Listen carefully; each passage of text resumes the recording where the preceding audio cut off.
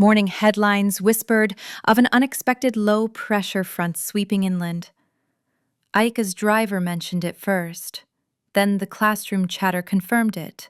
Heavy rain was due by final bell, but another warning arrived privately on Aika's phone. An encrypted message from an unfamiliar number marked Tenjouin Compliance Office. The text was short, clinical, and unsettling. Your presence after school is required. Car will collect. Non-negotiable. No signature, yet unmistakably from her family's inner circle. Between lessons, subtle ripples spread through the corridors. A rumor of a wealthy transfer student, details half true, half invented, slipped from mouth to mouth. Some claimed her father moved entire markets with a single phone call. Others swore a bodyguard trailed her in plain clothes. Aika felt each fabricated detail stick and then slide, like raindrops on glass, irritating but not enough to halt the view beyond. Haru, oblivious to gossip or simply uninterested, tapped gently on her desk during study period. He passed a folded page from his sketchbook, a quick charcoal of the vending machine corner where they had shared strawberry milk. The drawing carried more brightness than the real place ever had. Aika tucked it into her planner and, for the first time that day, exhaled without effort. Clouds thickened to steel just as the final bell released the school. Lightning flashed, too close for comfort, and the sky answered with sheets of rain. Most students fled beneath neon umbrellas. Aika's bag contained only notebooks, and that directive from compliance. She stepped beneath the front awning, weighing the risk of waiting versus running. That's when Haru appeared, already damp. The gesture was light, almost casual, but something in his eyes said he'd expected the storm. They walked out side by side, each under separate canopies, rain thundering like applause on plastic roofs. Conversation flowed easily now. He spoke of small triumphs in art class. She shared a half-remembered memory of seaside summers. But mid-sentence, an unmarked sedan crawled up the lane behind them, hazard lights off, engine idling too quietly for the weather. The car matched no local taxi service. Tinted windows revealed nothing. Haru paused, sensing her unease. He pivoted conversation, drawing her attention toward a shortcut through a covered shopping arcade. They turned. The sedan did not follow.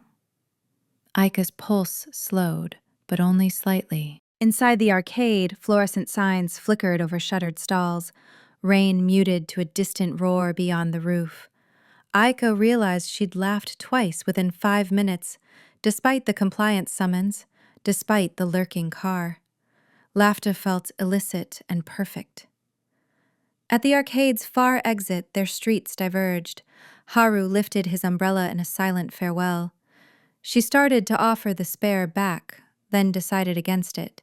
He would need it tomorrow. Instead, she pressed the sketch of the vending machine corner into his hand.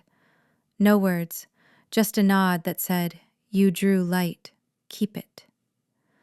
Umbrellas twirled in opposite directions, hers towards the main road, his into a narrower lane glowing with puddle-reflected neon. The black sedan waited precisely where the message promised. Door already open, interior dimly lit. Aika slid inside, dripping rainwater onto leather seats. A partition separated her from the driver. His voice came through tinny speakers, formal and remote. "Miss Tenjouin, the chairman requests a brief meeting. Estimated arrival, 17 minutes. Outside, the city blurred by, but inside the car, an envelope rested on the seat beside her, gold seal embossed with the family crest. She broke the wax. Inside lay a single photo. Aika and Haru walking beneath separate umbrellas only 30 minutes earlier, captured from a distant lens. No accompanying note. None needed.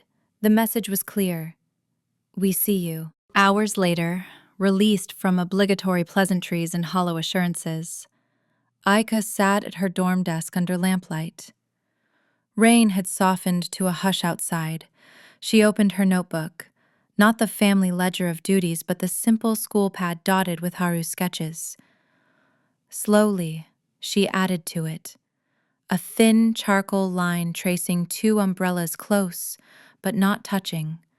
A background car faded into shadow, raindrops rendered as tiny white gaps where graphite purposefully missed the page. The picture told a story she wasn't yet brave enough to write, but drawing felt like a promise to herself. In storms, some umbrellas shield us from rain, others shield us from truths we're not ready to face. Tonight, Aika kept the rain off her shoulders, but the truth still found a way to soak through.